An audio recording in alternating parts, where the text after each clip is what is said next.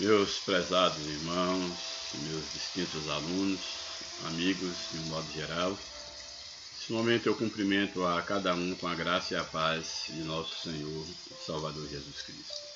Eu dou graças ao Senhor por mais uma oportunidade que Ele me concede, poder voltar a comunicar com cada um de vocês, dessa feita para trazer o comentário de mais uma das nossas lições da CPAD. Hoje nós temos a lição de número 5, de 4 de fevereiro de 2024. Essas são as lições de adulto aí da CPAD. Hoje nós estaremos tratando de um título bastante interessante.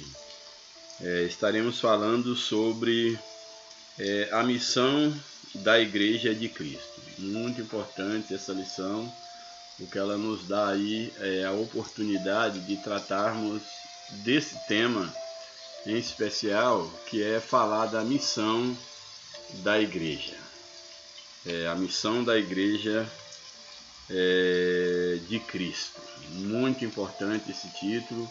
Eu creio que Deus ele há de falar ao teu coração de uma maneira poderosa, como Ele tem falado ao meu coração, pois essa é uma das séries de lições que está tratando sobre o corpo de Cristo. E aqui nós iremos falar mais especificamente sobre qual é a missão da igreja. Louvado seja o nome do Senhor. Então você terá a oportunidade de nesse momento ouvir um pouco da palavra de Deus com base nesse tema que é muito importante para as nossas vidas. Espero que seja um momento de grande aprendizado da parte do Senhor para todos nós, que nós tenhamos, desculpa aqui, estou tentando aqui enquadrar aqui minimamente, ainda estou num lugar provisório, ainda não definitivo para as minhas gravações, como eu pretendo gravar, e aí eu estou tentando aqui enquadrar. Bem, então nós hoje estaremos falando sobre a missão da Igreja de Cristo. Sabemos, nós já vimos na lição passada, nós falamos a Igreja e o Reino de Deus, que a Igreja, o Reino de Deus, ele está entre os homens através da Igreja, e a Igreja ela é exatamente chamada para falar do Reino de Deus, e essa lição ela vai falar mais propriamente dito sobre a mensagem desse reino, sobre a missão da Igreja de Cristo. Qual é a missão da Igreja de Cristo aqui na Terra? Portanto, esse é o título da lição, a missão da Igreja de Cristo. Primeiro, nós temos que entender, dentro dos termos aqui da lição, apenas um termo, eu acho que faz necessário nós fazermos uma observação, é a palavra missão. Missão, todo aquele que exerce uma missão, ele exerce a missão sendo subordinado a alguém que ele comissionou. Então, toda missão ela é dada por alguém. E quando nós falamos aqui da missão da Igreja de Cristo, subentende que a igreja ela recebeu uma missão. A igreja, nós já vimos, ela pertence a Cristo, e quem deu essa missão foi justamente o dono da igreja, que é Cristo. Portanto, essa missão, essa incumbência, esse algo a ser realizado, essa grande comissão, ela foi dada pelo dono da igreja, o cabeça da igreja, que é Cristo, e inclusive é Ele quem nos orienta, quem nos capacita para fazer essa missão. Em última instância, quem faz a obra de Deus é o próprio Deus, através do Espírito Santo, usando a igreja. Louvado seja o nome do Senhor para sempre. Portanto, temos aí esse título bastante importante para nós, que é exatamente a missão da Igreja de Cristo. Louvado seja o nome do Senhor. Bem, o textual da nossa lição, esse texto ele vai reaparecer na leitura bíblica em classe, portanto só vou lê-lo nesse momento. Ele nos apresenta o seguinte, o texto áureo da nossa lição. E perseveravam na doutrina dos apóstolos e na comunhão e no partir do pão e nas orações.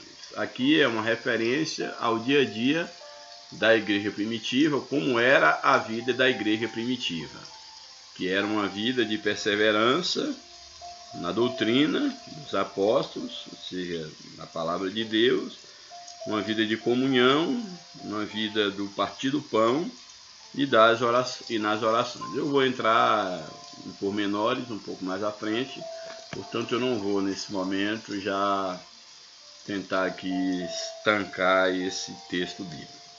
Bem, a verdade prática nos apresenta o seguinte: como o sal fora do saleiro, ou como o sal fora do saleiro cumpre a sua função de salgar, assim a igreja, quando adora e discipula, testemunha dos insondáveis ou das insondáveis riquezas de Cristo. Achei bem interessante aqui a comparação que é feita aqui em relação ao sal e em relação à vida da igreja, pois aqui faz uma análise de que o sal, estando no saleiro, ele não vai cumprir a sua função. O saleiro, é apenas um lugar provisório para que o sal ele possa ficar. Mas o sal ele cumpre a sua função quando ele sai do saleiro, lugar onde se coloca o sal, essa é a ideia, né? E ele é colocado na comida, numa carne, num alimento, para cumprir a função que, no caso, houver necessidade. Então, aqui está dizendo que, da mesma forma que o sal, ele cumpre a sua função quando ele sai do saleiro, a igreja, ela cumpre a sua função quando ela age como sal da terra e luz do mundo. Ou seja, a igreja ela não foi feita para ficar, para se esconder em Cristo, vamos dizer assim, ficar guardada em Cristo, ficar na própria luz que é Cristo, para desenvolver a vida de Cristo para si mesma. Não. A igreja ela cumpre com a sua função quando ela exerce no mundo, no lugar onde precisar da presença da igreja, seja como sal e seja como luz. Então aqui o texto, a verdade prática, para mim foi fantástica, quando aqui o comentarista ele coloca: como o sal fora do saleiro cumpre a sua função de salgar, assim a igreja, quando adora, e aqui adorar a Deus não é só dentro da igreja, tá ali dando glória a Deus, cantando, não. Adorar a Deus é bem mais abrangente. Infelizmente, existem aqueles que pensam que adorar a Deus é algo que está restrito a nossas reuniões de domingo, de quarta ou quinta-feira, seja lá quais foram os dias que nós reunamos para adorar a Deus, que adorar a Deus, para cultuar a Deus, que a adoração se resume àquele culto onde todos os membros da igreja, onde toda a comunidade se reúne nesses momentos de culto. Não, a adoração a Deus não se resume a isso. Na verdade, tudo quanto o cristão fizer deve ser para adorar a Deus. Ou seja, você deve adorar a Deus, colocando de uma forma mais clara, você deve adorar a Deus através de tudo o que você fizer. Todas as suas atitudes. Na tua casa, no teu emprego, na escola, na vizinhança, na educação dos seus filhos, nos seus relacionamentos, sejam quais forem os relacionamentos, tudo que você fizer tem que ser para a glória de Deus. Então aqui está dizendo que o crente, o cristão, ele cumpre a sua função. A igreja cumpre a função enquanto igreja quando Deus é adorado por meio dela. Não só adorado pelas palavras de adoração, mas, por exemplo, quando alguém vê Deus em nós, quando alguém, ele é o nosso testemunho, ele é visto por alguém, Deus está sendo adorado. Então, é a igreja, é o sal saindo do saleiro. Então, a igreja, ela faz sentido de ser o seu testemunho, a sua vida com Deus, através da adoração, através do discipulado. Quando ela é discipulada, ela é, em primeiro lugar, ensinada para adorar a Deus e também ensina outros. Aqui ensinar envolve o pregar a palavra de Deus, o discipular. São formas da igreja demonstrar para que ela existe, demonstrar o seu testemunho e testemunhar as insondáveis riquezas da graça de Cristo. Então, o sal, ele demonstra a sua função saindo do saleiro. A igreja, testemunha de Cristo, demonstra as profundezas da graça de Cristo quando ela adora a Deus através do seu testemunho, quando ela ensina a palavra, quando ela prega a palavra, quando ela exerce, ela cumpre com a missão para a qual ela foi chamada. Aí sim ela estará, de fato, demonstrando ao mundo a sua utilidade, assim como o sal demonstra ao ser tirado do saleiro. Louvado seja o nome do Senhor. Bem, a leitura bíblica em classe, ela se encontra no livro de Marcos, capítulo 16, verso 14 ao 20, e depois Atos, capítulo 2, verso 42 até o verso de número 47.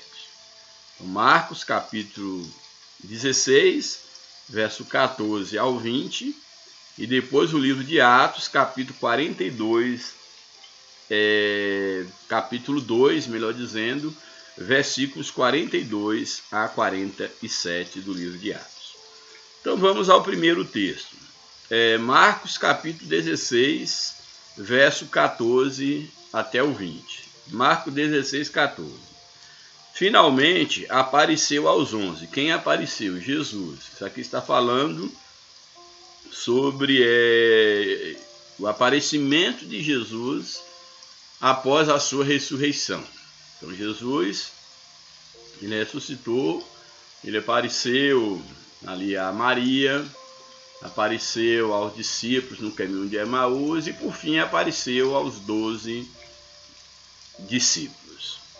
Então diz o texto, finalmente apareceu aos 12, estando eles assentados juntamente, e lançou-lhes em rosto a sua incredulidade e dureza de coração, por não haverem crido nos que o tinham visto já ressuscitado. Aqui Jesus, ele aparece aos seus 12 discípulos reunidos, e agora ele lança em rosto a incredulidade dos seus discípulos, uma vez que ele havia dito que ele morreria, mas que ao terceiro dia ele ressuscitaria. As escrituras já falavam, já profetizavam sobre isso. Jesus os ensinou sobre isso. Jesus então havia morrido, havia ressuscitado, havia aparecido já algumas pessoas, por exemplo a Maria, os discípulos no caminho de Emaús, mas mesmo assim a Bíblia diz que alguns, Tomé, por exemplo, não acreditava. Quando Jesus apareceu, ele teve que pedir para tocá-lo, para crer que realmente era Jesus. Mas o certo é que eles não haviam crido no testemunho daqueles que haviam dito que Jesus havia ressuscitado, que Jesus estava vivo. Então aqui Jesus aparece então aos 12, estavam ali reunidos, assentados, desesperançosos, e então lança-lhes no rosto a incredulidade e a dureza de coração. Coração duro, insensível para a realidade da promessa da ressurreição de Jesus. Então lança-lhes no rosto a dureza de coração, e por não haverem crido nos que o tinham visto já ressuscitado, como acabei de falar. Verso 15. E então, depois de dizer isso, de lançá-lhes em rosto a incredulidade, ele vai então e dá missão para os discípulos, que é exatamente o título aqui, a missão da Igreja de Cristo. Então, logo aí no verso 15, nós vemos então Jesus entregando a missão para os seus discípulos, que ensinava, queria passar essa missão, cumprir com o seu papel, a missão seria passada a outros e chegou até nós, que somos a continuação da igreja, somos os discípulos de Jesus, assim de forma mais clara, da atualidade. Bem, verso 15, e disse-lhes, ide por todo o mundo e pregai o evangelho a toda criatura. Então a ordem aqui de Jesus, que é chamada de a grande comissão, essa era a missão que Jesus estava dando aos seus discípulos, é que eles deveriam ir por todo mundo e pregar o evangelho a toda criatura. Aqui nós temos o desafio de Jesus dado ali aos 11, finalmente apareceu aos 11 que estavam reunidos. Por que 11? Eram 12, por que 11 aqui? Exatamente porque aqui não consta Judas, que havia o traído. No caso, por isso, 11 discípulos. Depois ele foi substituído por Matias. No caso, Judas o traidor. Bem, então, aqui ele diz aos 11 que eles deveriam ir por todo o mundo e pregar o evangelho a toda criatura, a toda a raça humana. Olhando aqui a princípio, pode parecer algo absurdo, mas como é que esses 11 pregariam o evangelho em todo o mundo? Impossível. Mas a questão aqui é que Jesus passou 3 anos e meio, mais ou menos, discipulando esses discípulos, ensinando-os. E o mandado de Jesus é que eles deveriam sair. Um outro evangelho vai falar sobre isto. No caso aqui eu estou lendo o evangelho de Marcos, mas um outro evangelho vai relatar o mesmo fato, mas a ordem de Jesus mandando eles fazerem discípulos de todas as nações. Então, qual era a lógica do reino de Deus e a lógica do trabalho, da missão de Jesus? Era ele formar 12 discípulos, um se perdeu na caminhada, mas entrou depois um outro no lugar dele, e para que esses discípulos pregassem o evangelho e cada novo convertido fosse ensinado para se tornar um novo discípulo, que por sua vez ganhariam outros para Jesus, prepararia esses outros para se tornarem discípulos, e isso fosse multiplicando até os dias de hoje, para que todo mundo fosse alcançado. O que eu acho interessante é que os discípulos, principalmente depois do dia de Pentecostes, eles receberam ali aquele poder sobrenatural do Espírito, e eles começaram a pregar o Evangelho. E aí vem a questão da perseguição. A princípio eles ainda ficam em Jerusalém, mas por fim eles acabam fazendo o trabalho para o qual Deus os chamou. Preparou cristãos em Jerusalém, era a base missionária ali para os judeus. O evangelho saiu das fronteiras apenas do povo judeu e acabou chegando aos gentios, mas nesse trabalho de fazer discípulos. Então, os discípulos de Jesus, eles cumpriram com a sua função. A igreja primitiva, os discípulos da igreja primitiva cumpriram com a sua função, e agora essa responsabilidade está sobre nós. Então, a proposta de Cristo, que o evangelho fosse pregada em todo o mundo, essa é uma proposta que conta também com a nossa participação. Os discípulos fizeram sua parte, a igreja primitiva fez a sua parte. No decorrer dos séculos, os irmãos que já passaram fizeram a sua parte, e hoje a tocha do Evangelho está nas nossas mãos. E aí eu fico a me perguntar o que nós estamos fazendo em relação à grande comissão. Sabemos que existe em partes do mundo onde o Evangelho de fato está sendo pregado mesmo. Irmãos estão morrendo por causa do Evangelho, mas milhares de almas estão aceitando a Jesus. Mas também nós sabemos que, principalmente no Ocidente, e mais especificamente aqui a Igreja Brasileira, com as raríssimas exceções, ela tem deixado muito a desejar em relação à grande comissão. Se o mundo de então precisa ser alcançado, e são muitos povos que ainda não foram alcançados, de quem é a responsabilidade para que o Evangelho seja pregado em todo o mundo? A responsabilidade é da igreja, e nesse momento, nessa geração, a responsabilidade é nossa. Nós, igreja atual do século XXI, a tocha está nas nossas mãos.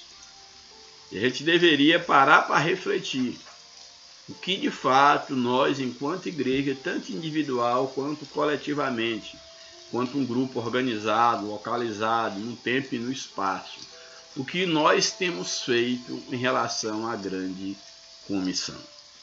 O que a gente bem percebe em relação à igreja brasileira e também à igreja do Ocidente, mas falando da igreja brasileira, é que a maioria das igrejas constituídas enquanto denominações, elas estão fechadas para dentro de si mesmas.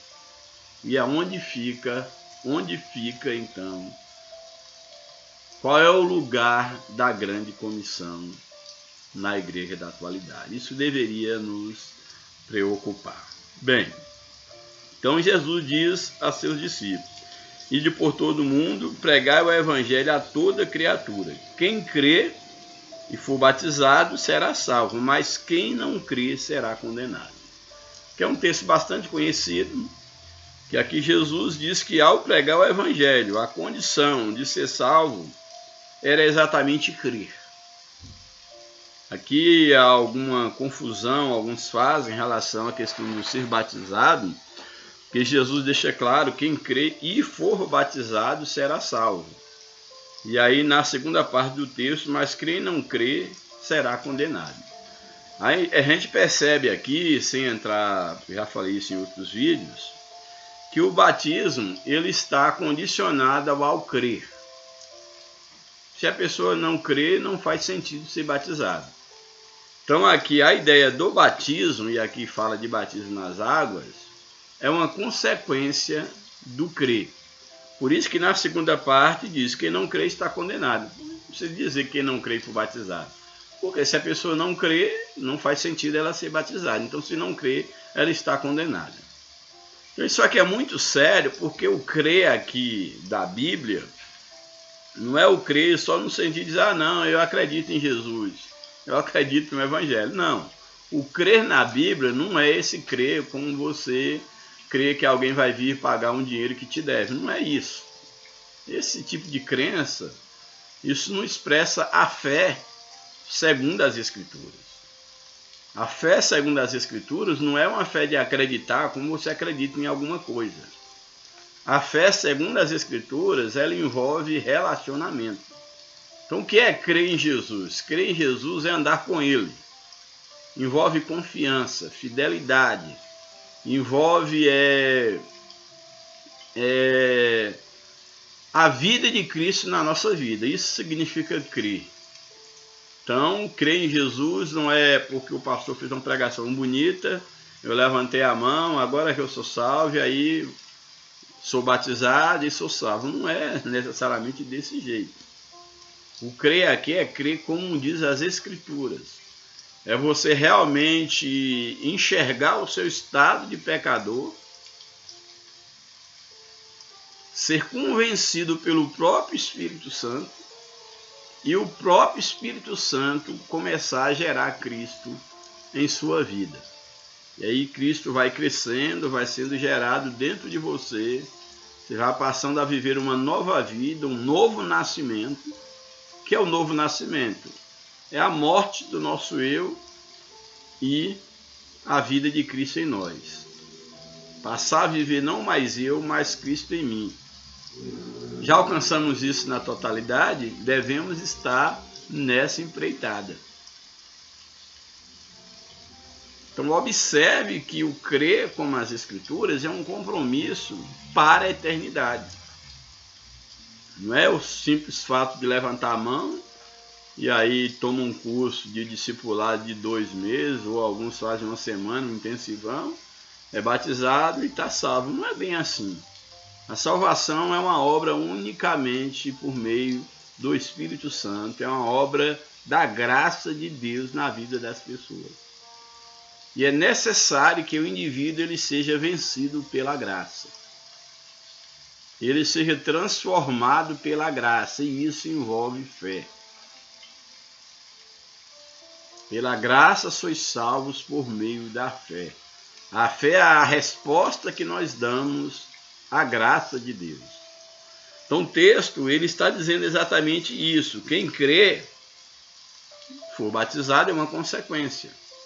Todo mundo que é batizado creu como diz as Escrituras? Não.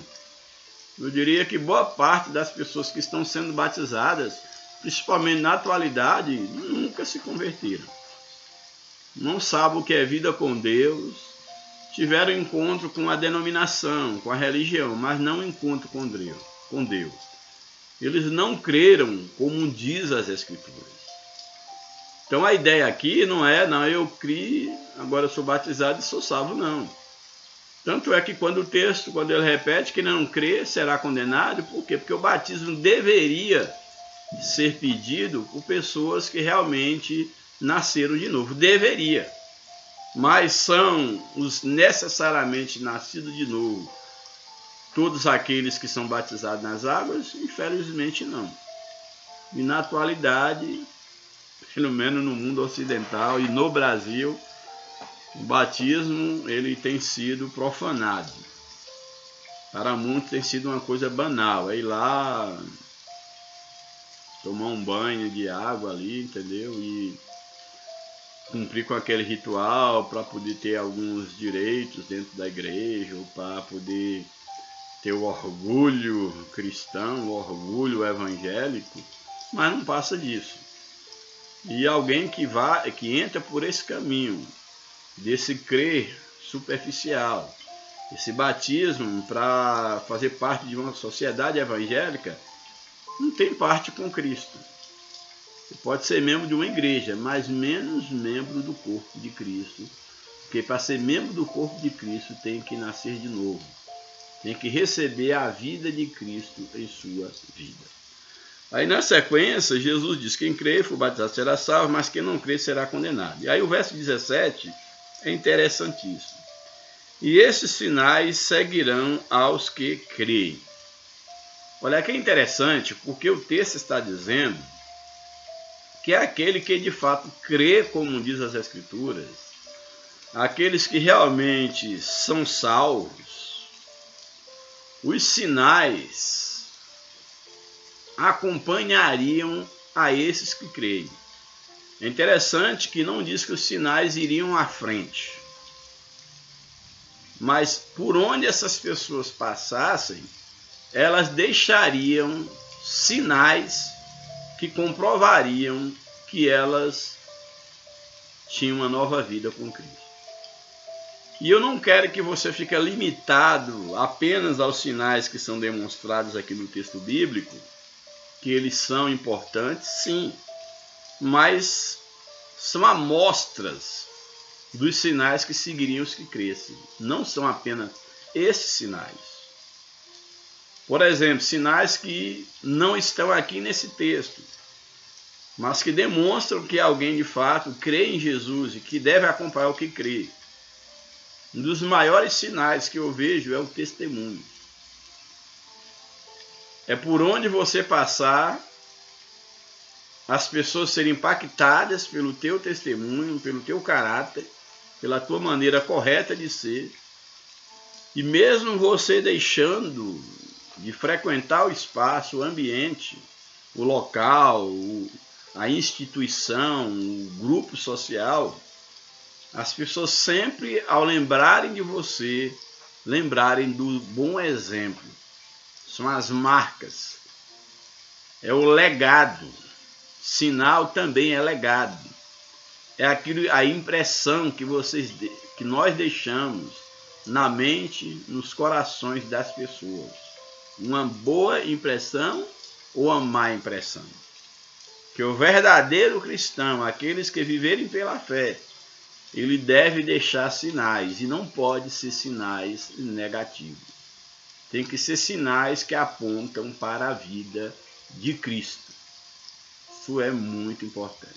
Mas aqui o texto fala de sinais específicos, que são manifestações do poder de Deus na vida daqueles que creem. Mas não enganando, que o diabo tenta imitar esses sinais que aqui estão expressos.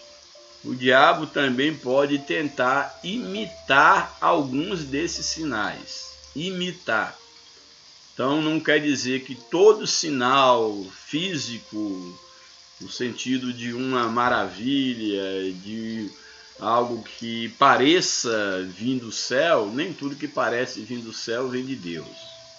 Olha o exemplo de Jó, quando caiu fogo do céu e queimou o rebanho de Jó, e aquele fogo não era da parte de Deus. Mas voltemos ao texto. E estes sinais vão acompanhar os que creem, ou seja, vão vir atrás daqueles que creem. Aqui já é um ensinamento que o cristão, aquele que crê em Jesus, não deve sair correndo atrás de sinal. Ali está operando sinal em tal lugar, então eu vou lá. Em tal canto está acontecendo isso aqui, eu vou lá. Não, isso não isso é falta de maturidade. A Bíblia não ensina assim. A Bíblia diz que aqueles que creem, os sinais o acompanharão. Ele será uma fonte de bênção e de sinais. E não o contrário, ele sairá correndo atrás de sinais. Bem, então, e esses sinais seguirão os que creem. Em meu nome. Esses sinais aqui, é bem interessante observar, que o próprio Jesus deixa bem claro que esses sinais seriam executados não no nosso nome, não no nome da religião, não no poder da nossa intelectualidade, não no poder da sugestão e nem no poder do diabo. Seriam no seu nome. Deixa bem claro aqui. Que alguém pode estar operando aí alguns sinais, mas que não seja em nome de Jesus, apesar de estarem usando o nome de Jesus como um pretexto. Daí a necessidade do discernimento espiritual. Pelo fruto se conhece a árvore. Então aqui o verdadeiro discípulo, o verdadeiro crente no verdadeiro sentido da palavra bíblica. Então esses sinais seguirão os que creem. No nome de Jesus expulsarão demônios. Ou seja, vão expulsar demônios em nome de Jesus. Não é com água benta, não é com algumas superstições ou alguma coisa ali, uma espécie de uma farsa operada pelo próprio diabo, mas que depois vai se revelar que é uma obra maligna, que o diabo também pode, ele tenta imitar tudo aquilo que Deus faz, mas de fato ele não vai expulsar ele mesmo, destruir ele mesmo, porque o seu reino estaria dividido, mas ele pode fingir sim, fingir que alguém tem essa autoridade, quando na verdade não passa de uma obra maligna. Mas em nome de Jesus, vamos focar só nisso, que esses sinais seguirão os que creem, e no nome de Jesus eles teriam autoridade como sinais que os seguiriam. Expulsariam demônios. Os demônios se dobrariam ao poder de Jesus na vida dos que creem.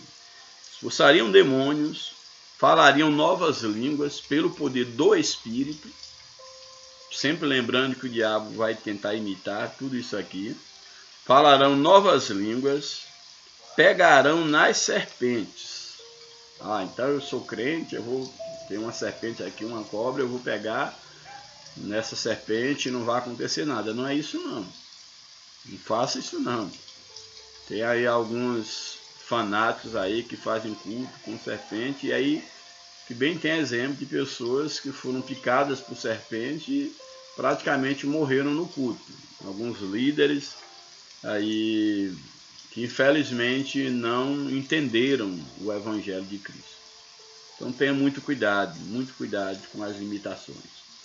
Então aqui, se fosse possível, se for necessário, como foi o caso do apóstolo Paulo, quando ali na ilha de Malta, se eu não me falha a memória, eles tiveram ali o navio, afundou, etc. Aí ao ajuntar alguns gravetos para fazer um fogo, para aquecer, ele foi picado por uma serpente. Todo mundo esperava que ele morresse. Certamente era uma serpente fatal. E ele não morreu. Então ele pegou numa serpente, não intencionalmente, mas ele não morreu. Por quê? Porque era um sinal de que Deus estava na sua vida. Então é nesse sentido aqui. Não que você deva tentar a Deus para estar pegando serpente, bebendo veneno. Nada disso. Nada disso. Então, pegarão as serpentes, e se beberem alguma coisa mortífera, não é beber veneno, vou pegar e beber veneno porque eu sou crente, nada disso.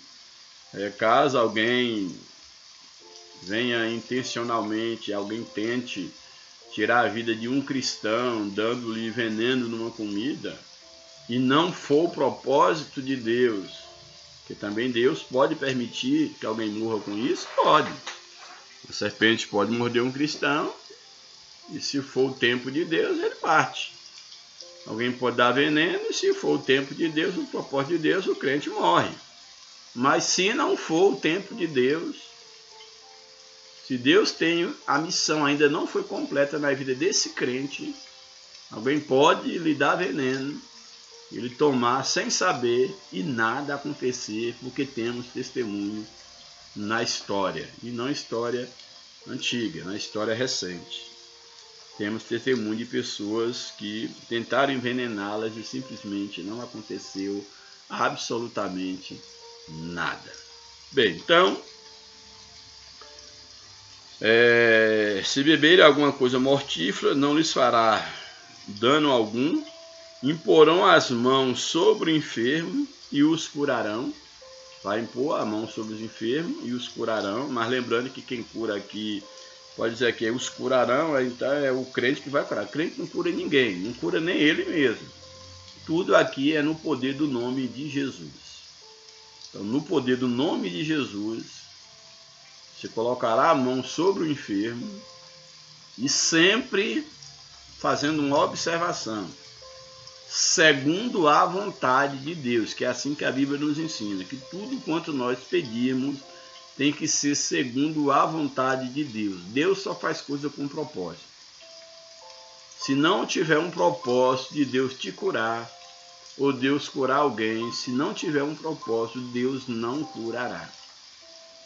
Então não adianta você insistir com Deus, eu quero, porque a vontade permissiva de Deus, ela nunca é a melhor. Deus pode permitir algumas coisas? Pode. Pode permitir. Pode até dar uns dias de vida ou anos de vida a alguém. Mas a Bíblia nos ensina que nós temos que pedir tudo segundo a vontade de Deus. Não dizer, Deus, eu quero ser curado. Não. Deus, eu quero, mas faça a tua vontade. E não, Deus, eu quero ser curado e faça a minha vontade. Não. Então aqui é necessário que nós entendamos isso também. Que o poder da cura, quem cura não somos nós. É o nome de Jesus. E esse nome tem que sempre ser usado invocando o nome de Jesus, mas que Jesus faça segundo a sua vontade. É assim que a Bíblia nos ensina. Então, porão as mãos sobre os enfermos e os curarão. Ora, aí o texto fecha aí falando dos sinais e o verso 19. Ora, o Senhor, depois de lhes ter falado essas coisas, ele então foi recebido nos céus e assentou-se à direita de Deus. Depois dele falar essas coisas, ele, à vista dos seus discípulos, ele subiu aos céus e aí uma nuvem encobriu dos olhos dele e Jesus foi para os céus, que é a ascensão de Cristo. E eles tendo, então, depois de Jesus subir aos céus, eles tendo partido, pregaram por todas as partes. Já começaram, então, a pregar por todas as partes. E aí o texto diz, cooperando com eles o Senhor e confirmando a palavra com os sinais que se seguiam. Amém.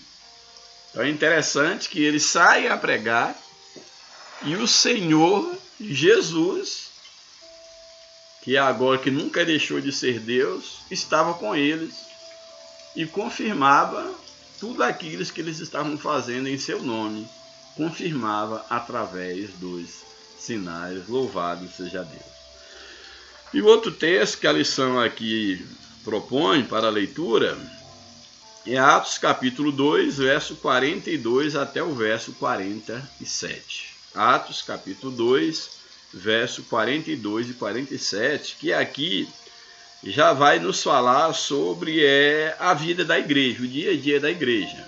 Aqui no início de Atos 2, nós vamos ter lá o cumprimento da promessa, que inclusive foi uma das ordenanças que Jesus deu aos seus discípulos, que eles ficassem em Jerusalém e aguardassem até que eles fossem revestidos de poder. Então Jesus, quando subiu aos céus, vocês ficam em Jerusalém e aguarde primeiro a promessa para vocês então saírem pelo mundo. Então eles permaneceram em Jerusalém, aguardando a promessa que eles haviam recebido de Jesus, para então fazer a obra, como nos diz aqui o final do evangelho aqui do capítulo 9 de Marcos, fazendo esses sinais e Deus operando, o Senhor com eles. Nós vamos ver isso assim de uma maneira mais clara no livro de Atos, quando de fato os discípulos eles começam a evangelizar os outros povos, a saírem de maneira destemida, sem nenhum medo, sem nenhuma timidez. Bem, então o verso aqui que nós vamos ler já retrata o dia a dia da igreja pós-Pentecoste, tomando ali o dia de Pentecoste, que foi o final de uma festa judaica, quando a promessa que Jesus havia dado, que derramaria do Espírito, e eles ficassem em Jerusalém, essa promessa aconteceu, e eles foram revestidos do Espírito Santo, batizados com o Espírito Santo, e ali naquele dia, Pedro, principalmente, foi tomado por uma ousadia do Espírito muito grande, pregou com muita autoridade e quase 3.000 almas se converteram. Foi a primeira pregação e a primeira grande colheita da igreja recém-inaugurada. Ela é inaugurada ali em Pentecoste. Bem, e aí o dia da igreja, o dia a dia, está aí no capítulo 42, no verso 42, melhor dizendo, do capítulo 2 de Atos. Como era o dia a dia? E perseveravam, que a igreja permanecia. Isso aqui é muito interessante. Os discípulos, eles ensinaram, esses discípulos agora que passam a ser chamados de apóstolos, que eram aqueles que estiveram com Jesus, eles ensinaram a igreja, e aqui diz que a igreja perseverava, melhor dizendo, ou seja, ela permanecia naquilo que ela foi ensinada. Então, um dos segredos da igreja ter sucesso é permanecer na palavra de Deus. Felizmente, temos visto os modismos que têm entrado em muitas denominações e muitos já não permanecem na palavra de Deus. Muitas ditas igrejas já não são igrejas bíblicas. Podem se chamar de igrejas evangélicas ou qualquer nome que seja, mas menos uma igreja bíblica. Então, olha o que nos diz o texto da igreja inicial. E perseveravam na doutrina dos apóstolos. O que é a doutrina dos apóstolos? Todo o ensinamento que os apóstolos passavam para a igreja, ensinamento esses que eles haviam aprendido de Jesus. Os 3 anos e meio que eles estavam sendo discipulados, eles agora estavam ensinando, pregando, ensinando, discipulando a igreja. E a igreja, por sua vez, permanecia nesses ensinamentos e também ensinando outros. Então, perseveravam na doutrina dos apóstolos, na comunhão. A ideia aqui de comunhão era ter tudo em comum, não só no mero sentido de ajudar um ao outro, que logo à frente vai dizer, mas é no sentido de pertencerem ao mesmo corpo. Eles viviam como um corpo, como um organismo, que é o sentido, o verdadeiro sentido de igreja, é exatamente igreja como organismo. Jesus mesmo diz que nós somos o seu corpo, membros desse corpo. Então, individualmente, cada um é membro em particular de um corpo único, que é o corpo de Cristo. Então, essa é a ideia da comunhão. Nós temos um corpo em comum, porque somos membros desse corpo.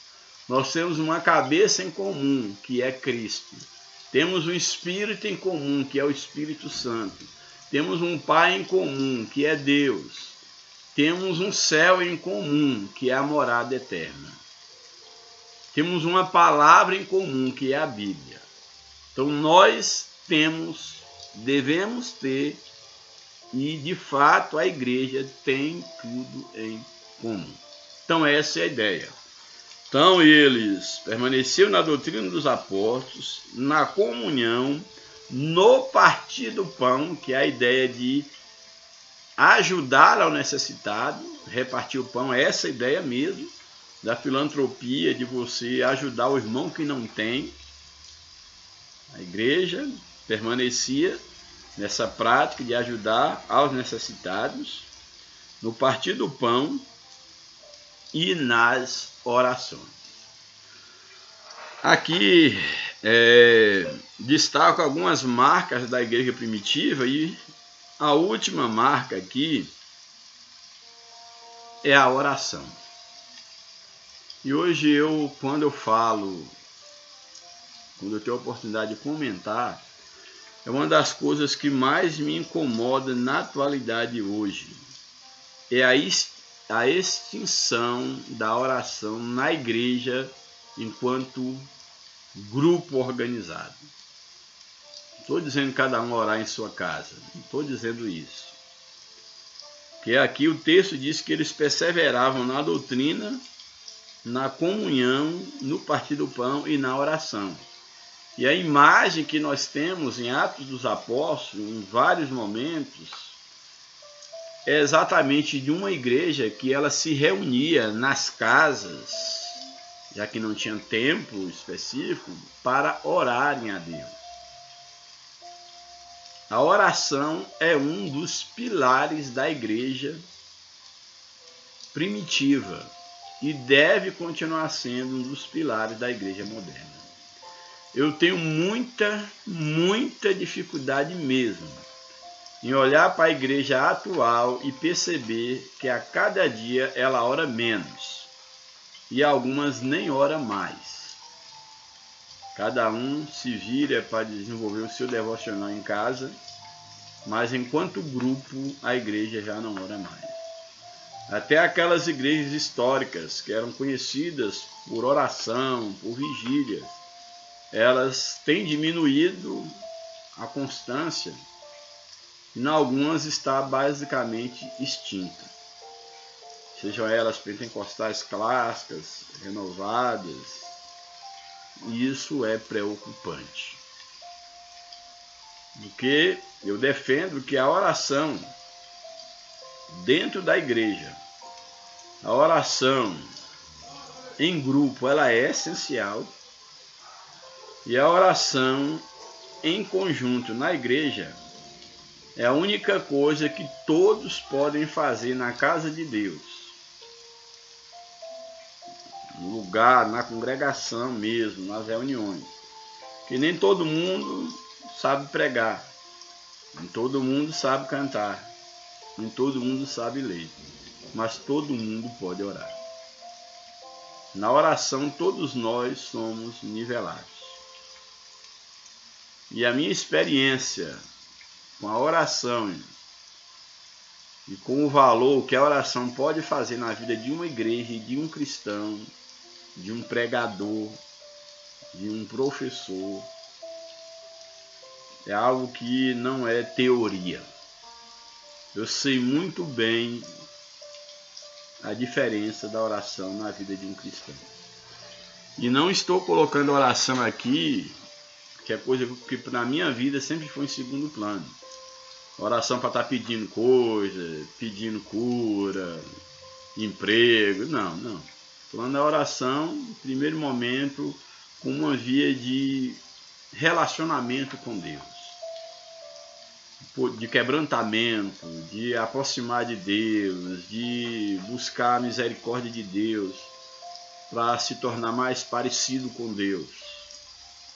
Principalmente nesse sentido, de quebrantamento, de uma possibilidade de maior consciência de pecado, de que somos pecadores e que precisamos nos aproximar mais de um Deus que é santo. Então, essa experiência, isso não é ensinada, isso é buscada. E aí eu me preocupo muito com a igreja que não ora. Muito. Me preocupo muito com igrejas que aos poucos têm acabado os cultos de oração ou diminuído o período de oração. E outras que não oram mais de jeito nenhum. Só aqueles momentos ali específicos de 2 minutos, 3 minutos, e que não tiram mais jornadas e jornadas de oração. Me preocupo muito, porque sou de uma geração que tive a felicidade de que em um culto do dia a dia, pelo menos se orava 1 hora de oração. Aí em vigílias, 2 horas de oração, 3 horas de oração. Peguei esses bons tempos. Então a oração era o dia a dia da igreja primitiva. Eles também perseveravam também na oração, ou seja, mantinha a oração como algo importante, não como uma coisa para velho, como alguns dizem, ou uma coisa só para o pastor, para dirigente de igreja, para quem é missionário, que tem algum cargo. Não, oração é para todo discípulo de Jesus, todo cristão deveria orar. Bem, então perseveravam nas orações, verso 43.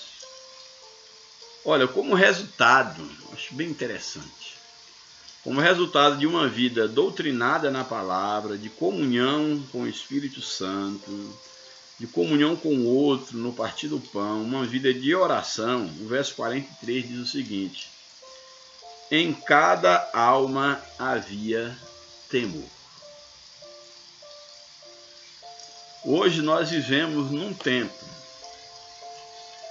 onde o que pouco se vê na vida da maioria daqueles que frequentam uma igreja, falar evangélica, que é a minha realidade. A maioria das pessoas que hoje se dizem evangélicas, o que pouco se vê na prática, e não adianta falar, é no dia a dia, nas atitudes dessas pessoas, é temor a Deus. E quando o cristão ele perde o temor de Deus,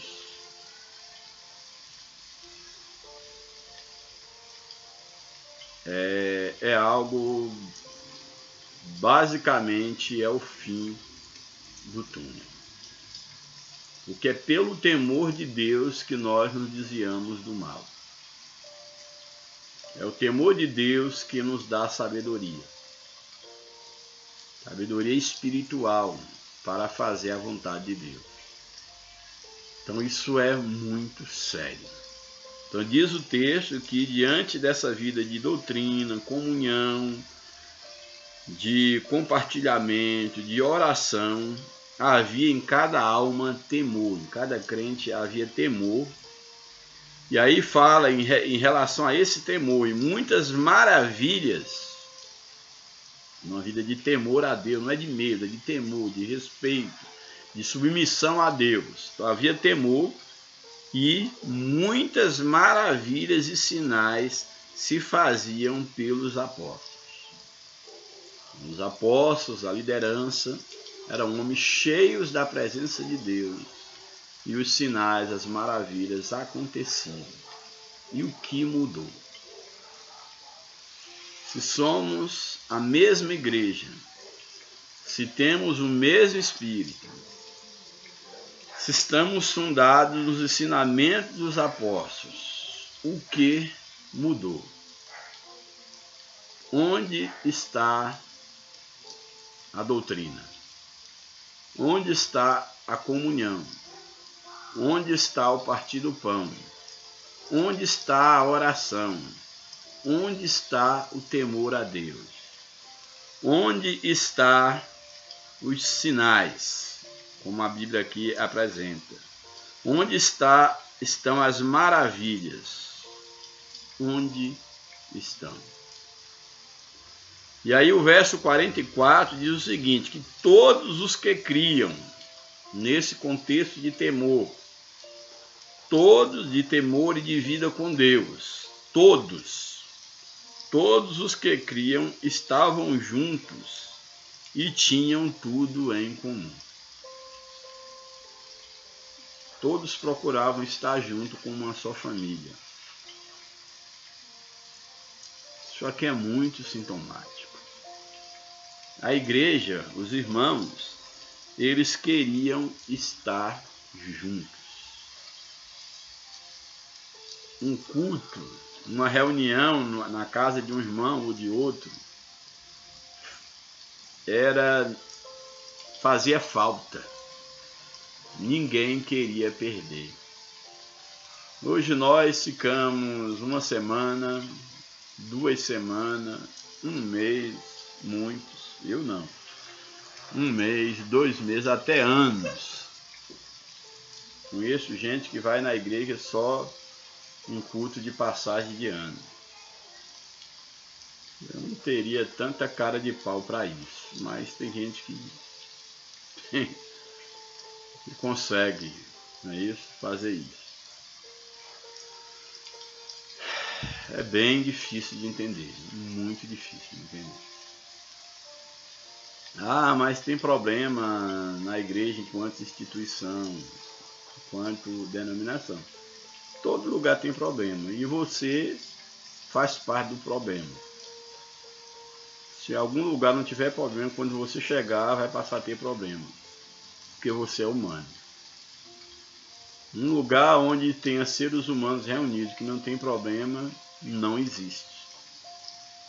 Só que o que unia os irmãos para terem tudo em comum é que eles eram doutrinados, eram ligados pelo Espírito Santo, viviam uma vida de oração e de temor a Deus. Esse era o segredo de pessoas diferentes, de pensamentos diferentes. Esse é o segredo de pessoas com as mais diferentes influências poderem reunir debaixo de uma mesma bandeira, sem brigarem e batalhando pela mesma fé, pela mesma causa. Mas por que será que hoje o local de culto já não faz falta para muitos? Ainda diria, por que será que hoje, em alguns lugares de culto, se você não ir, você terá menos prejuízo? Infelizmente, existem lugares que é melhor você ficar em casa do que ir. porque você vai entrar crente e sair desviado, revoltado, pecando. Então, muita coisa está errada. Não são poucas, não, muita coisa. E não adianta falarmos só do irmão que se comporta, que não importa, que tem muitos que realmente precisam rever o seu conceito de cristão, o seu encontro com Deus. Mas também existem muitos líderes que têm conduzido a igreja segundo a sua ideologia, não têm tratado a igreja como igreja de Cristo. E que, sinceramente, em determinados lugares você não tem nenhum prejuízo se você deixar de frequentar. Isso é muito perigoso. Então, o meu conselho a você é o quê? Qual o conselho que eu tenho para te dar? Procure uma igreja que seja mais próxima da Bíblia. Não próximo da tua casa, nem que você tenha que gastar dinheiro para ir de ônibus, pegar um Uber, colocar gasolina no teu carro, ir de bicicleta. Mas não procure comodidade. Ah não, mas é porque essa igreja está perto de casa. Ela é toda atrapalhada, mas está perto de casa. Não faça isso não. Se, é claro, em todo lugar tem defeito. Não existe nenhuma igreja perfeita. Mas procure a que esteja mais próximo da Bíblia. E os defeitos que você vê lá, dê a sua contribuição. Não falando mal, mas dê a sua contribuição na medida do possível, orando, aconselhando. Faça a diferença. Você também foi chamado, você também é sal, você também é luz. Bem, então vou para o texto, senão já bateu aqui 1 hora, já está na hora de terminar. Tenho tentado gravar uns vídeos de 1 hora, mas ainda estou no texto bíblico. Mas vou tentar finalizar aqui a leitura para ir para a lição e pontuar só algumas coisas. Então, diz o texto que em cada alma havia temor e muitas maravilhas e sinais faziam pelos apóstolos. 44. Todos os que criam estavam juntos e tinham tudo em comum. E aí vem, como resultado, não era uma exigência, isso aqui é bom deixar bem claro. Já ouvi alguém pregando que exigia-se que quem convertesse tinha que vender a propriedade, entregar o dinheiro aos apóstolos, nada disso. Isso não tem base bíblica, isso seria uma grande contradição com relação ao próprio ensinamento de que Deus ama o que dá com alegria. Ensinamento bíblico da liberalidade. Então não havia nenhuma imposição que alguém que se tornasse cristão tinha que vender tudo que tinha, trazer para os apóstolos. Ninguém era obrigado a fazer isso. Mas aqueles irmãos, eles eram movidos pelo amor, e aqueles que tinham propriedade, que tinham 2 casas, não precisava de 2 casas, ninguém mora em 2 casas ao mesmo tempo, eles vendiam, entregavam o dinheiro aos pés dos apóstolos para que fosse repartido com aqueles que não tinham, para que suprisse a necessidade. Isso era uma consequência comum do amor, da comunhão entre aqueles irmãos. Então vendiam suas propriedades e fazendas e repartiam com todos, segundo cada um tinha necessidade. Agora tenha muito cuidado. Cuidado com um monte de malandro que tem surgido aí. Está mandando as pessoas dar o carro, dar casa, dar dinheiro, dar tudo. Não. Cuidado, o que bem tem hoje é malandro no meio das igrejas. Sejam elas evangélicas, seja lá o que for. Não. Se você sentir no coração de poder contribuir, até mesmo vender um imóvel e trazer, entregar, ofertar para uma igreja séria, dirigida por pessoas sérias, homens que não sejam gananciosos, mas homens que inclusive não administrem o dinheiro da igreja, mas há uma equipe fiscalizadora que administra centavo por centavo, ótimo. Mas não saia entregando dinheiro na mão de malandro para dar boa vida para um monte de malandro que infelizmente é o que bem tem na atualidade. Mas ainda existe homens sérios, tementes a Deus. Louvado seja Deus. Graças a Deus que eu tenho um pastor sério, temente a Deus, e que realmente eu posso falar com tranquilidade que eu tenho um pastor que de fato é honesto, não é ganancioso, não tem no lugar do coração um cofre. Isso aí eu posso dizer com orgulho. Bem, então eles vendiam as propriedades, repartiam com todos, segundo o que tinha necessidade. E o verso 46, e perseveravam unânimes todos os dias no templo. Aqui já fala da ideia já de quando tinha um templo. Todos os dias no templo, no partir do pão em casa, não era só no templo, mas também em casa. Comiam juntos com alegria e singeleza de coração, ou seja, mantinham a comunhão, mantinham o ato de congregar, mantinham os fundamentos, aquilo, os fundamentos nos quais eles foram ensinados. E olha, é bem interessante, participava e partiam um pão de casa em casa, comiam juntos com alegria. Eles tinham alegria com aquilo. E eu acho essa palavra tão bonita, alegria e singeleza de coração. É uma imagem maravilhosa do ambiente que era criado entre esses irmãos. E aí o texto, ele fecha o verso 47 dizendo, louvando a Deus, e eles louvavam a Deus, aí entra cantar, quem sabe dançar, etc. Louvando a Deus, e olha o que diz o texto, e caindo na graça de todo o povo. Eles louvavam a Deus e a igreja caía na graça do povo. Quem é esse povo? O povo não cristão.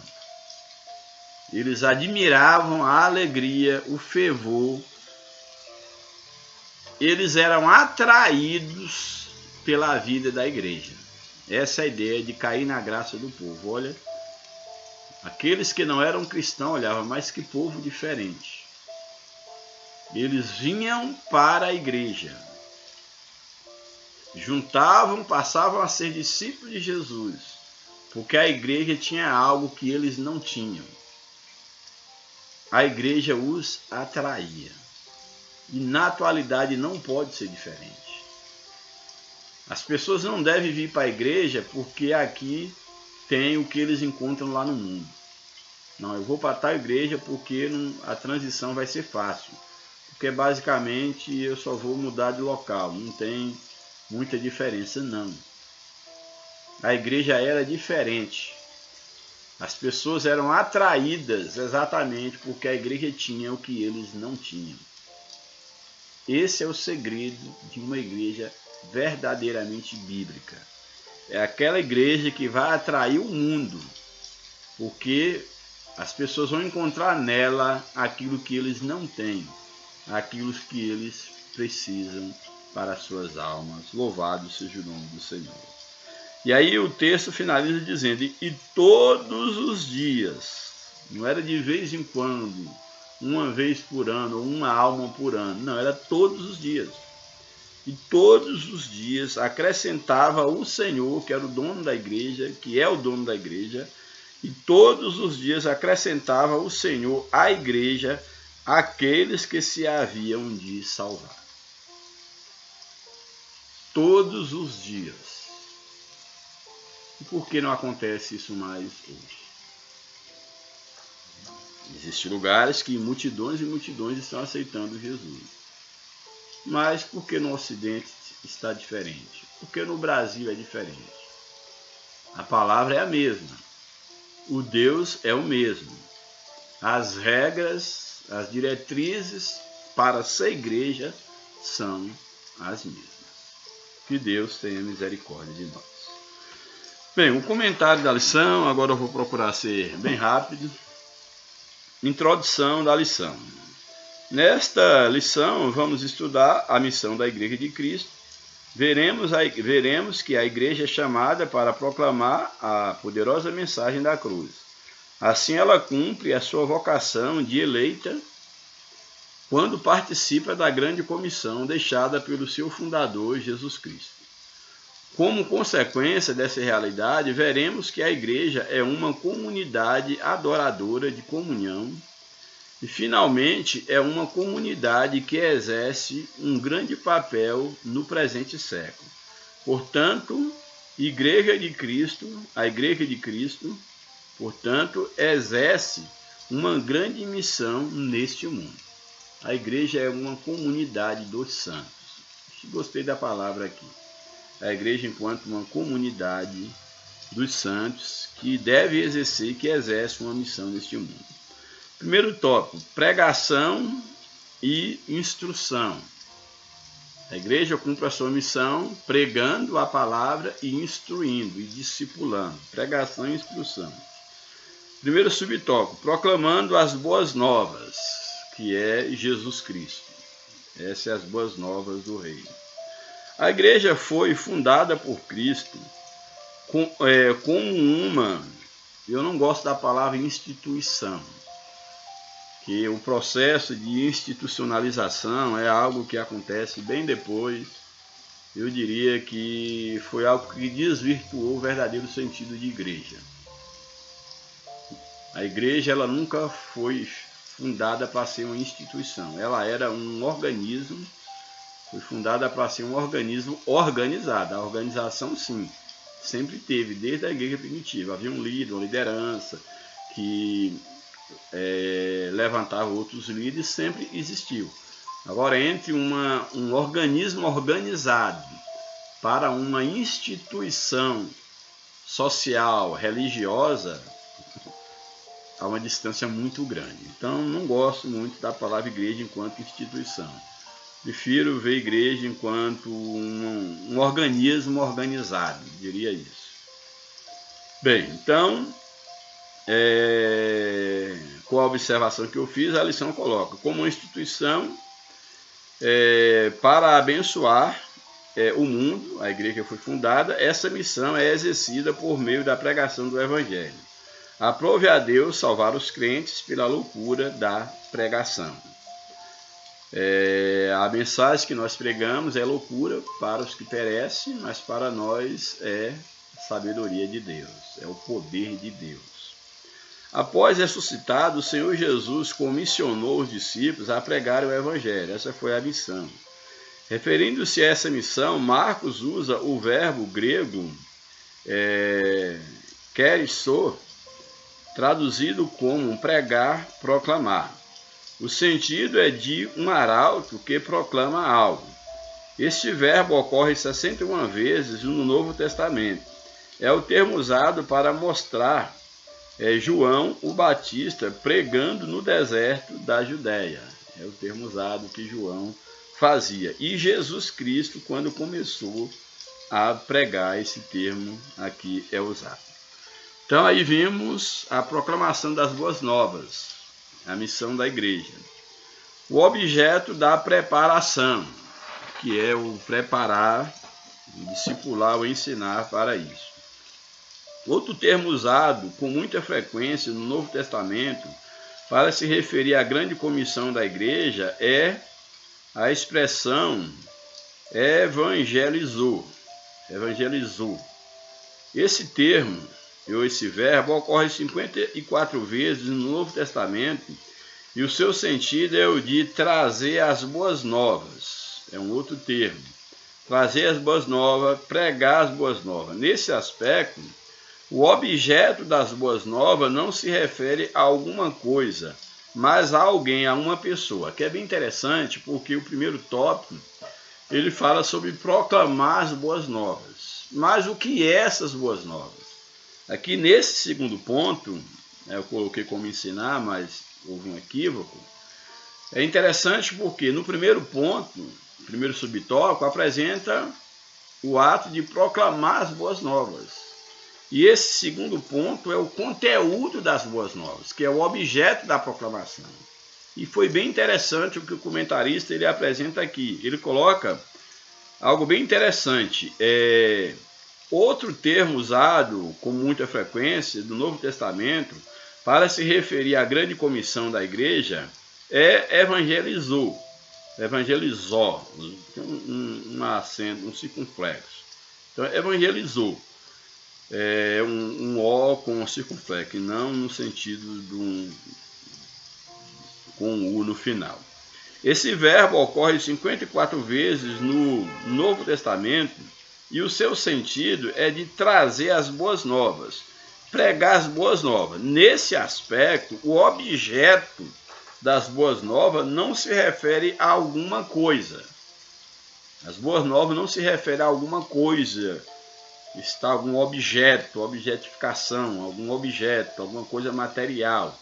Não é um objeto, mas a alguém, a uma pessoa. Ou seja, o conteúdo das boas novas não se refere a um objeto, não se refere a um bem, a um produto, mas o conteúdo das boas novas se refere a um ser, a uma pessoa.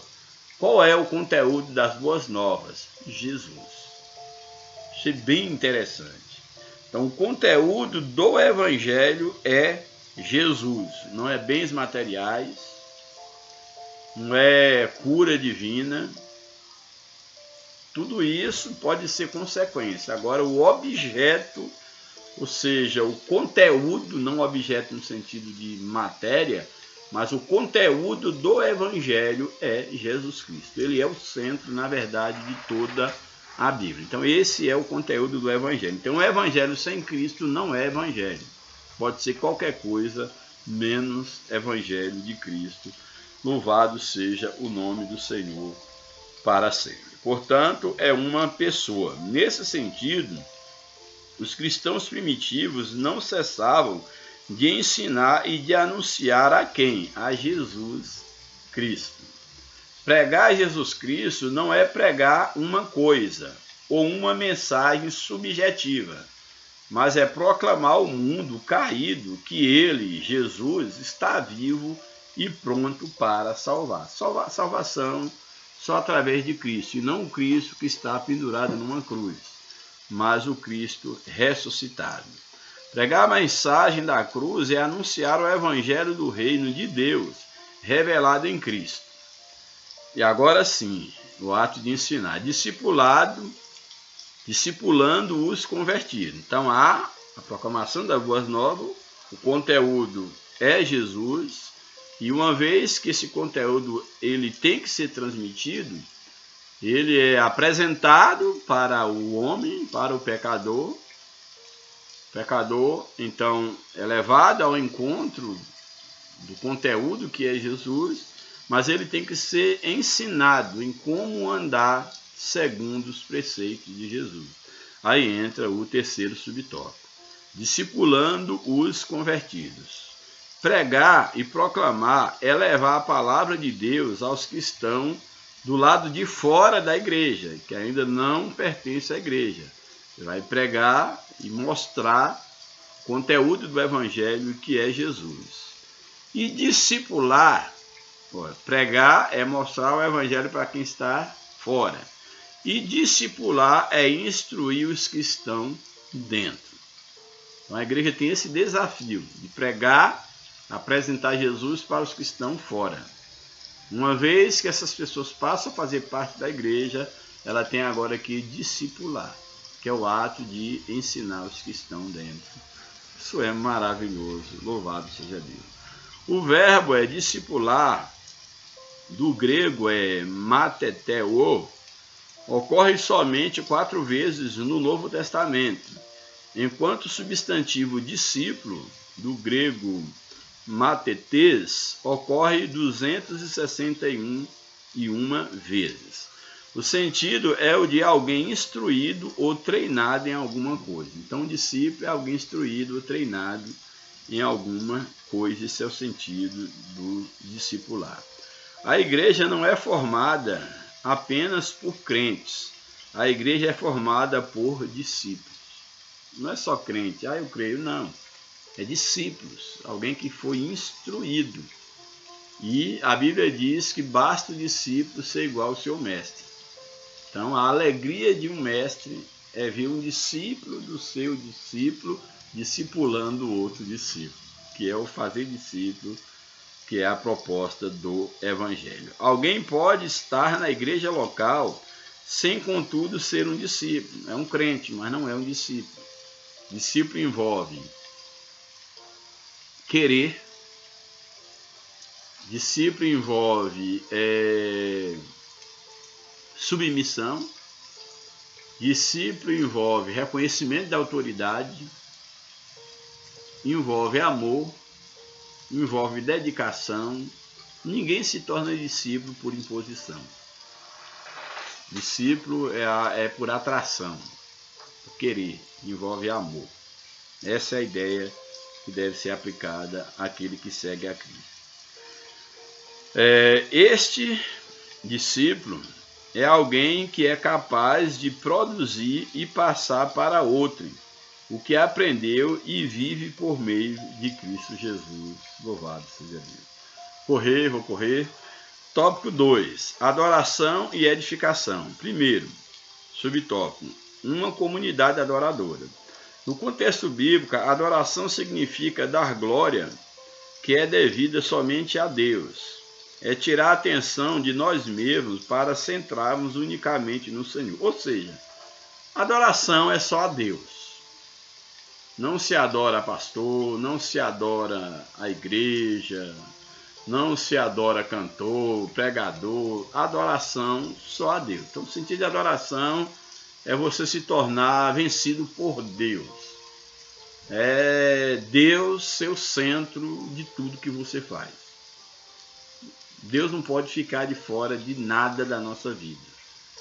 Aquele que adora a Deus, não há barreira entre vida secular e vida religiosa.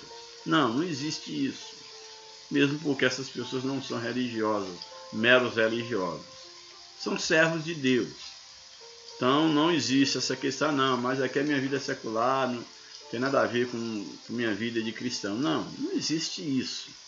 Cristo é o centro do verdadeiro adorador. Deus, nós respiramos Deus 24 horas por dia. Esse é o sentido de um verdadeiro adorador. Louvado seja o nome do Senhor. Então, a adoração tem a ver com o nosso serviço a Deus. Não é algo que se faz apenas no momento do culto público ou privativamente. Tem a ver com nossa maneira de ser, agir e viver. Adorar é um modo de ser.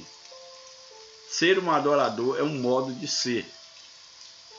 Um modo de ser no trabalho, na escola, na vizinhança, na família, na igreja, em qualquer lugar. É um modo de ser. Adorador, um modo de ser. Muito interessante essa expressão. É viver a vida para Deus. Esse é o sentido do termo grego, latreia, traduzido por adorar. Então, adorar é você viver para agradar a Deus. Consigo agradar a Deus totalmente? Hipótese nenhuma. Mas eu vivo para isso, eu vivo em torno disso. Esse é o meu objetivo de vida. Esse deve ser o objetivo de vida do cristão, viver para agradar a Deus. Louvado seja o nome do Senhor.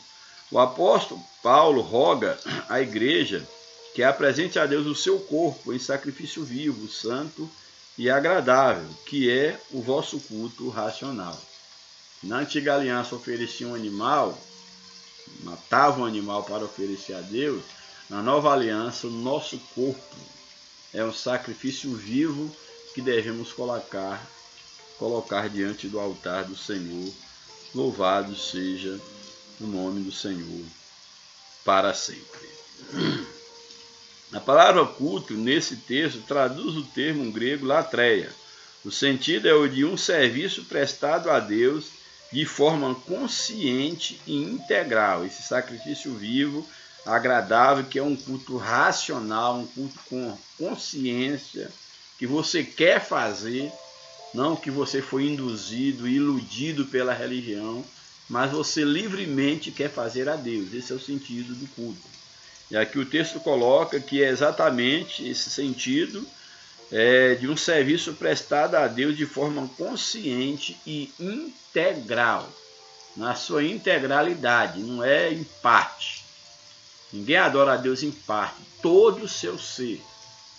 O salmista diz: bendize a minha alma ao Senhor e tudo que há em mim, bendiga o seu santo nome. Todo o seu ser deve estar envolvido na adoração. É viver totalmente para o Senhor. Segundo subtópico, uma comunidade edificadora. A igreja é uma comunidade proclamadora, adoradora e edificadora. A palavra grega é oikodomé, traduzida por edificar, é usada no sentido literal de construir um edifício.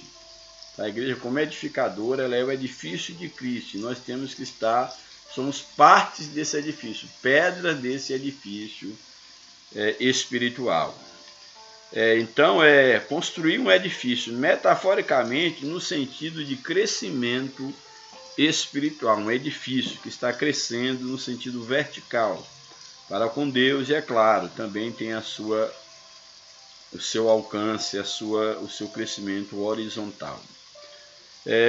No primeiro sentido, é usado por Jesus em referência à casa edificada sobre a rocha, que é o próprio Cristo. E no segundo sentido em Efésios, nessa última referência, o apóstolo diz que Deus pôs na igreja os apóstolos, os profetas, os evangelistas, os pastores e os mestres, para o quê? Para a edificação do corpo, que é a ideia do edifício. Este, por exemplo, é o objetivo dos dons espirituais. Para que são os dons na igreja? Para trazer edificação à igreja. Assim, quem fala em língua em público, sem que ninguém interprete, ele está edificando só a si mesmo. Contudo, não edifica a igreja, que não entendeu nada do que foi dito. Dessa forma, o apóstolo exorta os crentes a buscarem edificar uns aos outros. Por fim, o último tópico da lição. Tem até alguns textos aqui que eu gostaria de ler, não sei se vai dar tempo, eu creio que não. Comunhão e socialização. A igreja como um ambiente de comunhão, que tudo em comum, e também nós somos seres sociais, ainda somos dessa terra. Então a igreja, nesse aspecto, também é uma sociedade cristã, não uma instituição, mas uma sociedade de salvos. Louvado seja Deus. Primeiro subtópico, a fé na esfera fraternal. Um dos pilares da igreja primitiva estava na comunhão. A palavra grega koinonia, traduzida aqui como comunhão, ocorre 19 vezes no Novo Testamento, e o seu sentido é literalmente de parceria. Comunhão é parceria, participação e comunhão espiritual. Esse é o sentido de koinonia. Se somos cristãos e andamos na luz do Evangelho, devemos viver em comunhão. 1 João 1,7 diz que tem um texto aqui, eu deixei aqui, mas se andarmos na luz, como Ele, quem Jesus, na luz está, temos comunhão uns com os outros, e o sangue de Jesus Cristo, seu Filho amado, nos purifica de todo pecado. Se andarmos na luz, como Ele, aqui então Ele é Deus, o Deus Pai, como Ele na luz está, temos comunhão uns com os outros, e o sangue de Jesus Cristo, seu Filho amado, aqui o Filho, nos purifica de todo pecado. Louvado seja Deus. Onde não há comunhão entre os cristãos, entre os crentes, também não há igreja solidamente edificada. Não há, portanto, igreja onde seus membros vivem isolados e não mantêm comunhão uns com os outros.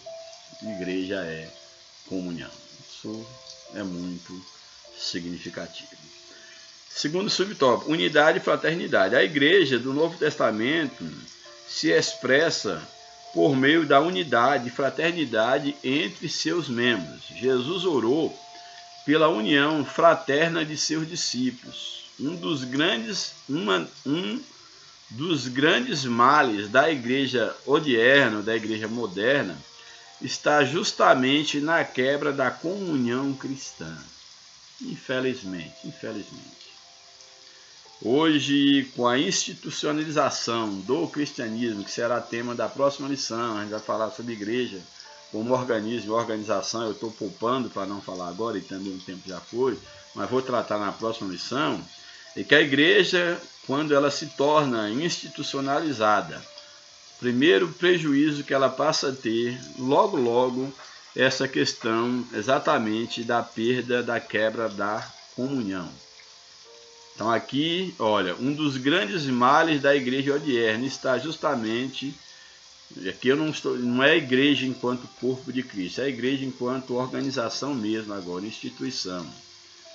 É exatamente estar na quebra da comunhão cristã, o que tem provocado uma grande fragmentação do corpo de Cristo. Eu não diria fragmentação do corpo de Cristo, porque o corpo de Cristo não é fragmentado.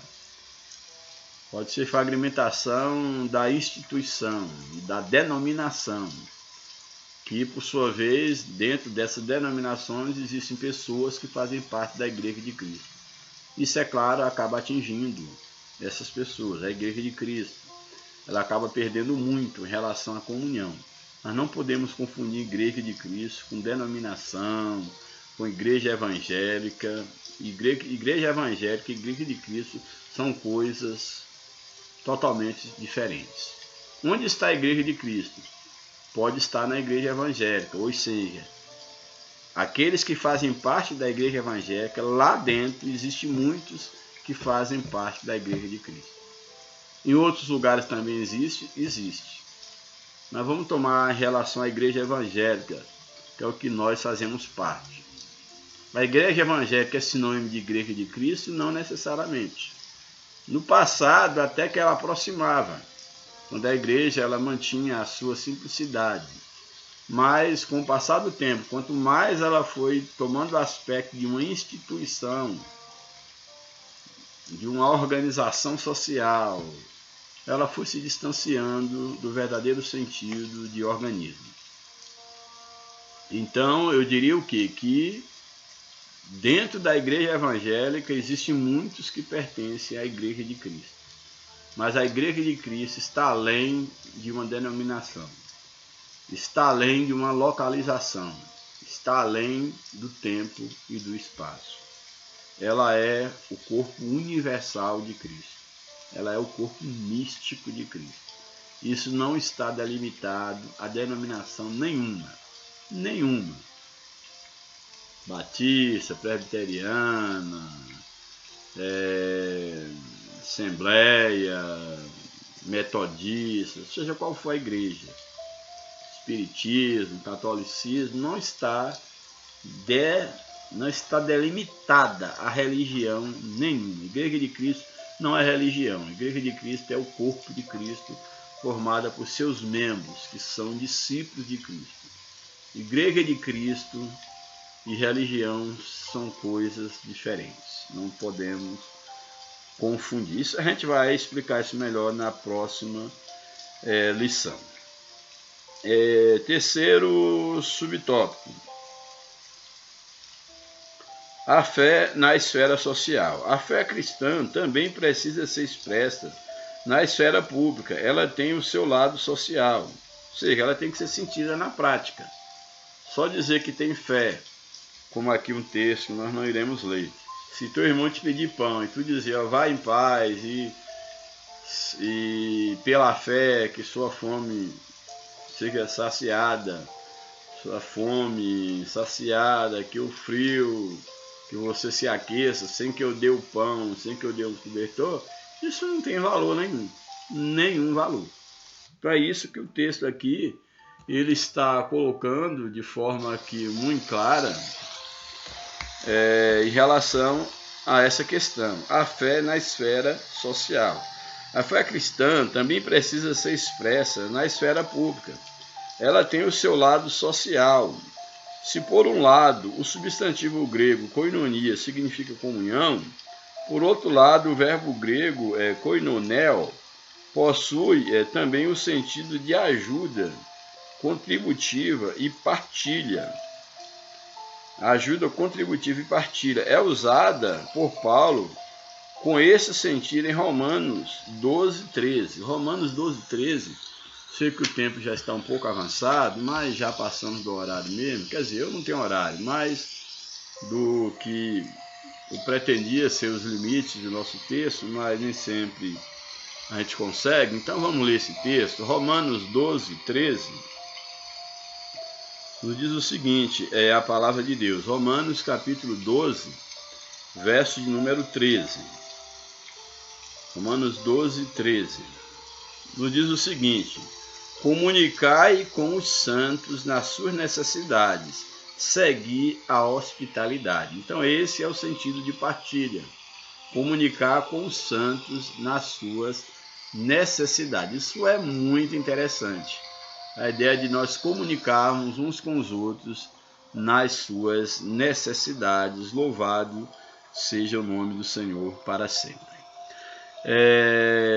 O sentido nesse texto é o de socorrer os mais pobres em suas necessidades. O apóstolo Paulo elogiou os filipenses por serem conscientes da dimensão social do evangelho. Não se trata apenas de matar a fome dos pobres, deixando-os vazios de Deus, e trazer o alimento físico, mas é claro também o alimento espiritual. É o exercício da fé cristã na sua integralidade. A igreja, portanto, não pode exercer sua fé de maneira pública, esquecendo dos mais carentes ou os mais pobres.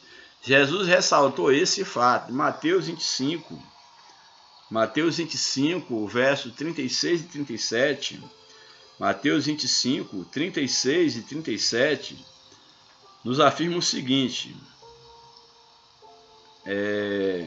estava nu e vestiste-me, adoeci e visitaste-me, estive na prisão e foste ver-me. O verso 35 que eu pulei: porque tive fome e me deste de comer, tive sede e me deste de beber, era estrangeiro e hospedaste-me. Esse é o evangelho que Jesus ele ensina aos seus discípulos. Louvado seja o nome de Jesus para sempre. Maravilhoso o que a palavra ela nos ensina. Louvado seja o nome de Jesus. E por fim, que modelo de igreja somos quando poucos têm muito e muitos têm pouco? Que modelo de igreja somos? Enquanto uns têm muito e outros têm tão pouco. O apóstolo Tiago exorta a igreja para atentar para este fato. E aí é o último texto. Tiago 2, 15 e 16 diz o seguinte. Tiago capítulo 2, verso 15 e 16. E se o irmão ou a irmã estiverem nus e tiverem falta de mantimento cotidiano, e algum de vós lhe disser: ide em paz e aquentai-vos, e fartai-vos, e lhes não derdes coisas necessárias para o corpo, que proveito virá disso? Alguém está com fome, você fala: vai em paz e fica com o estômago cheio. Alguém está sem roupa, vai em paz e aquiente-vos, que você vai sentir o calor do corpo. Só por palavra, isso não tem valor nenhum. É o que Tiago fala: a fé sem obras é morta. É necessário que nós entendamos que a fé cristã, a vida cristã, não é uma vida teórica, é uma vida prática. Por fim, conclusão agora da nossa lição. Vimos que a Igreja de Cristo tem uma grande missão aqui na Terra. Ela foi chamada para ser sal e luz. Como sal, ela salgará o mundo com a mensagem da cruz em uma sociedade que está corrompida pelo engano do pecado. Como luz, ela resplandecerá nas trevas, nas densas trevas que cobrem um mundo sem Deus. Ao mostrar Jesus Cristo ao mundo perdido, produzir discípulos e transformá-los em adoradores, a igreja cumpre com a missão para a qual foi chamada. Muito interessante esse finalzinho aqui. Ao mostrar Jesus Cristo ao perdido, ao produzir discípulos para Jesus, ao transformar esses discípulos em adoradores verdadeiros, a igreja então ela cumpre a missão para a qual ela foi chamada. Que Deus nos ajude, que Deus nos abençoe, que nós possamos de fato estar cumprindo a missão que Cristo nos entregou aqui na terra. e que eu e você sejamos verdadeiros discípulos de Jesus, não religiosos, não crentes, mas discípulos de Jesus, e que possamos levar o amor de Cristo àqueles que ainda não conhecem. E você que ainda não teve um encontro com Jesus, não com a religião, mas com Jesus, eu te convido a refletir naquilo que aqui foi dito e acompanhar o meu canal, se for possível. Aí tem vários vídeos e tantos bons que tem aí na internet, mas eu só posso falar pelo que eu produzo, garantir pelo que eu falo. Você é convidado a acompanhar o nosso trabalho e aí na sua casa mesmo você pode entregar a sua vida a Cristo e procure uma igreja que esteja próxima da palavra. Defeitos você vai encontrar em todas, mas uma igreja que se esforça para ensinar, principalmente que tem mais espaço para o ensinamento da palavra, e procura ser um discípulo de Jesus, um seguidor fiel de Cristo, não olhando para o homem, mas olhando para Jesus, seguindo a palavra de Deus, tendo Cristo como um modelo a ser seguido. E certamente você se tornará um verdadeiro discípulo de Cristo. Deus nos abençoe, graça e paz.